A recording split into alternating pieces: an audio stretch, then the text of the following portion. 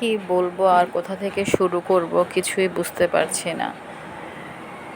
কাল সকালেও যখন বাসায় কথা হচ্ছিল সব কিছু ঠিক ছিল। দুপুর থেকে যখন বাসায় ফোন দিচ্ছিলাম কেউ আর ফোন ধরছিল না। প্রায় তখন এর ভেতরে আমি দুপুরে বিকেলে অনেকবার ফোন দিয়েছিলাম যে এখানে অনেক বৃষ্টি হচ্ছে, ঢাকায় বৃষ্টির কী অবস্থা এটা জানার জন্য। তো ওনারা কেউই ফোন ধরছিল না। তো একটা পর্যায়ে যখন সন্ধ্যা গড়িয়ে রাত হলো প্রায় 10টা, সাড়ে 10টা, 11টার দিকে, তখনও আসলে আমরা জানতাম না যে আমাদের বাসায় কি হয়েছে। তো প্রায় 11:30টার দিকে আমার বাসায় আমার মামাতো ভাই, ও আছে বর্তমানে, ও পরীক্ষা দিচ্ছে। তো ওর কাছে হঠাৎ করে আর কি আমি মানে মাথায় কোনো কিছু কাজ করছিল না যে বাসায় কেন কেউ ফোন ধরছে না। পরে ওর কাছে যখন ফোন দেই ও আমাকে বলছে যে আপু, এমন এমন হয়েছে বাসায়, তুমি টেনশন করো না, বাসায় আসলে সিলিন্ডার থেকে আগুন লেগে সব কিছু আর কি মানে পুড়ে গিয়েছে। তো সব কিছু পুড়ে গিয়েছে বলতে আব্বু আম্মু কেমন আছে, কী খোঁজ খবর। তো ও আসলে আমাকে বারবারই আশ্বস্ত করছিল যে না, ভালো আছে, মামা ফুপা ফুপু কোনো ক্ষতি হয়নি, ওনারা সবাই ভালো আছে। কিন্তু আমার কেন জানি মন মানছিল না।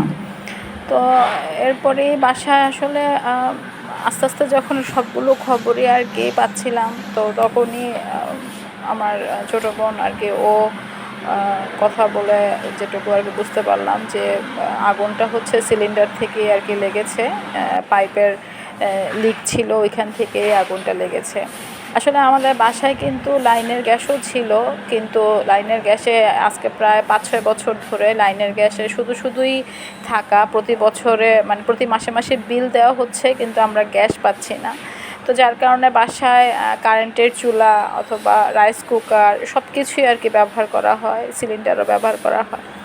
তো কালকে যখন আম্মু রান্না করছিল, ওই সময় আসলে কিভাবে আম্মু বলতো যে গ্যাসের পাইপটা থেকে দেখলাম যে একটু আগুন ধরছে। তো আমি যখন ডাক দিলাম তখন সাথে সাথেই দেখলাম যে আগুনটা উপরের দিকে আর কি উঠে গিয়েছে। তো আগুন যখন উপরের দিকে উঠে গিয়েছে তখন আসলে মানে কি ধরবে, কি বের করবে, কি নিবে, কিছুই আর কি বুঝতে পারছিল না। তো তখন আব্বু ঘুমিয়েছিল বাসায় দুপুরের দিকে, এটা আনুমানিক 3টা অথবা 2:30টার দিকে এরকমই নাকি হবে। তো তখন আব্বু ঘুমিয়েছিল, ছোটো বোন ওর রুমে ছিল। তো সবাই দৌড়ে এসে তখন দেখতেছে অলরেডি আগুন উপরের দিকে ছড়িয়ে গিয়েছে। আমাদের যেই বাসার মানে কিচেনের সামনে একটা পর্দা ছিল, ওটার অবস্থা, অ্যাডজাস্ট ফ্যানের এই অবস্থা, মানে এই যে এটা হচ্ছে অ্যাডজাস্ট ফ্যানের অবস্থা আর কি। তারপরে এখানে একটা র্যাক ছিল, এই র্যাকটা কিছুদিন আগেই আর কি আমি আব্বু যে আমরা কিনে নিয়ে এসেছি ওটার অস্তিত্ব নেই আর। আমি আসলে আস্তে আস্তে দিব, আমি আসলে এই মুহূর্তে কথাও বলতে পারছি না, কারণ আব্বু এরকম মানে আসলে এখান থেকে আম্মু তো রান্নাঘরেই ছিল, কারণ সিলিন্ডার বিস্ফোরণ আমরা যখনই আর কি দেখেছি অথবা টিভিতে বিভিন্ন জায়গায় দেখি যে খুবই ভয়াবহ হয়।